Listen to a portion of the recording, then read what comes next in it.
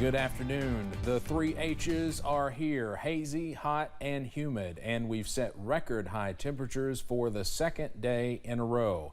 This is the steamy scene in downtown Pikeville right now. Let's begin our severe weather alert day coverage with meteorologist Evan Hatter. Evan? That's right, Steve. We have already at least broken the record at Jackson and at least tied the record at London.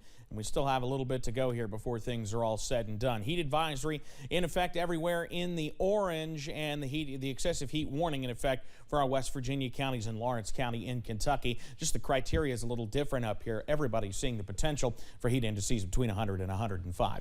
Temperatures outside, we've actually come down just a touch in some spots. Hazards at 90, Manchester's at 89, but our climate sites still hot. 92 Jackson and London. It's 94 in Middlesboro, 95 Jacksboro. Factor in the dew point. We're in the middle and upper 70s. It is very juicy atmosphere outside. Around the region, feels like temperatures 100 to 105. And how about right now? It feels like if you were to walk outside in Wayne, West Virginia right now, it feels like 110. Pinpoint Doppler, not a cooling shower in sight to drop those temperatures any. We're going to continue to see that sunshine beating down over the next couple of hours, at least until the sun sets. We did have a few clouds a little bit earlier that kept us a touch cooler during the day, prevented us from getting up into those mid-70s. But in any case, it's going to be hot and humid tonight. Temperatures middle 70s, muggy, and dealing with fog as well. Now, coming up in a little bit, Steve, I'll have the very latest on how hot the temperatures could still get as we head into the day tomorrow, and when we finally get some relief. That's coming up in my full forecast in just a little bit.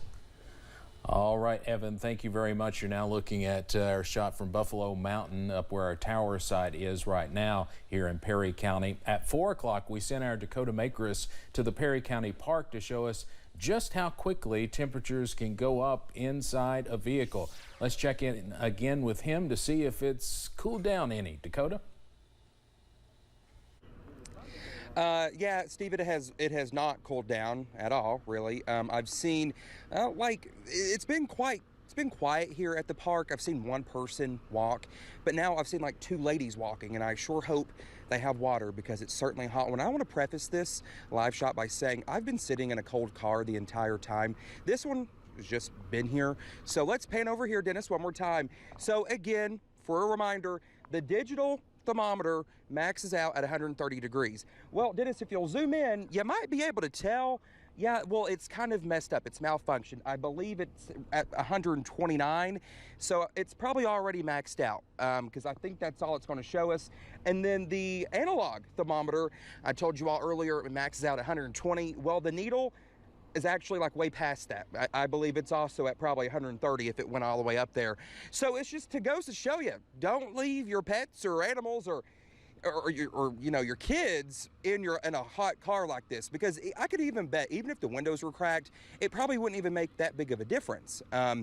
But yeah, so, and I just know and I've just been jealous of the people over there at the Perry County Park. So yeah, so Steve, I'll check back in with y'all a little bit later. I'm live in Hazard, Dakota Makeress, WIMT Mountain News.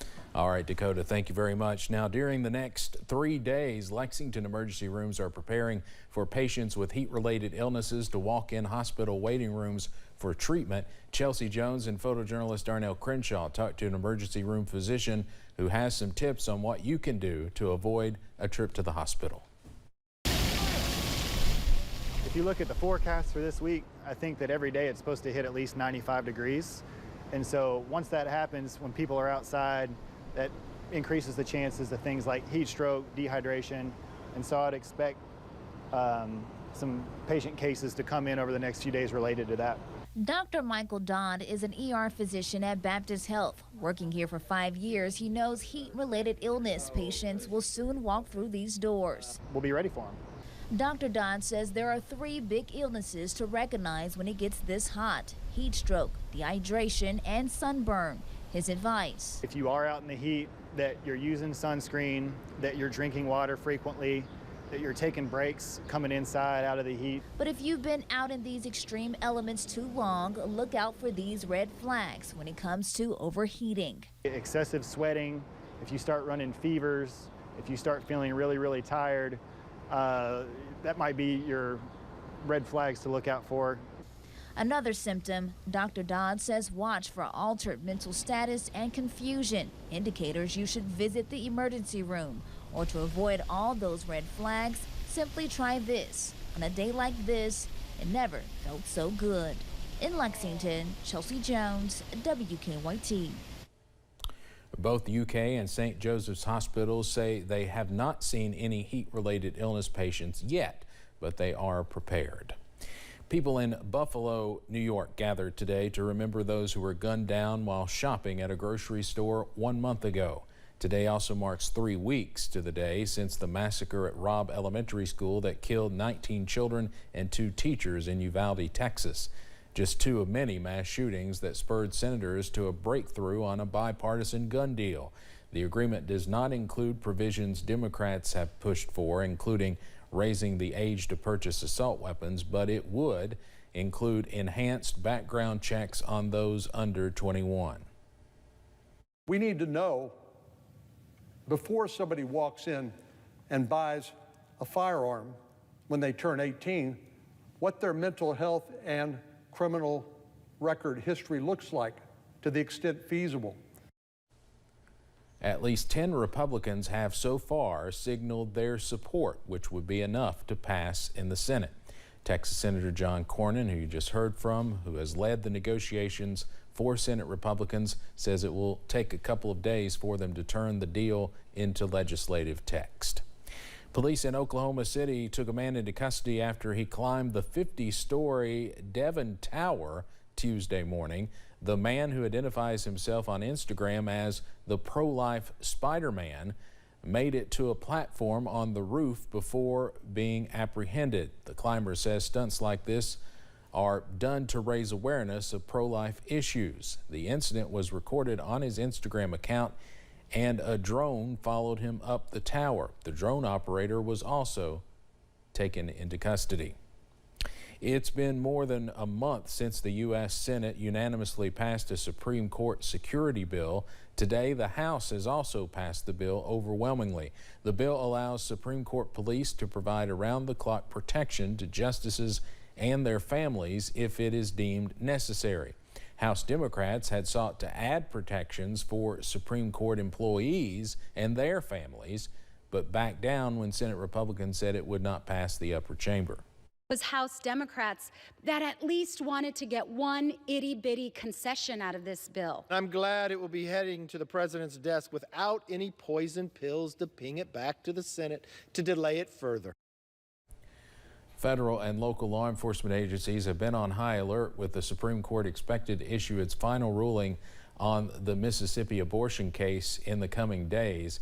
Today on the House floor, Democrats said they are hopeful an additional bill can eventually be taken up to extend security protections to Supreme Court employees and their families. Stocks made modest gains after all 3 major indexes tanked Monday. The S&P 500 began the day in bear market territory, down more than 20% from its peak. All eyes are now on the Federal Reserve, which could respond to inflation with its biggest interest rate hike in more than 2 decades. CBS's Michael George reports from Wall Street.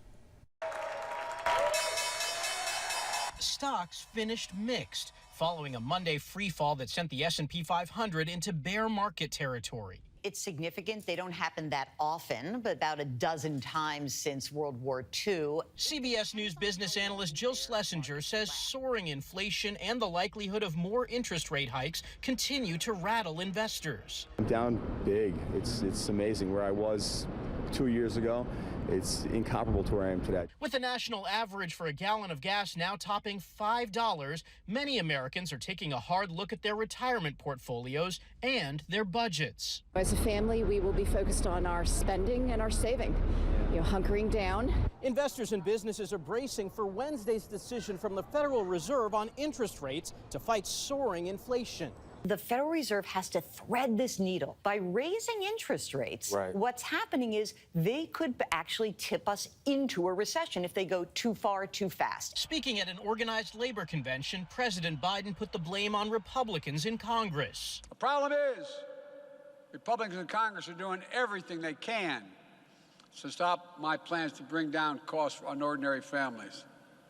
That's why my plan is not finished. It's unclear how long the bear market will last, so analysts recommend investors pay down debt and keep their money in the market in anticipation of a rebound.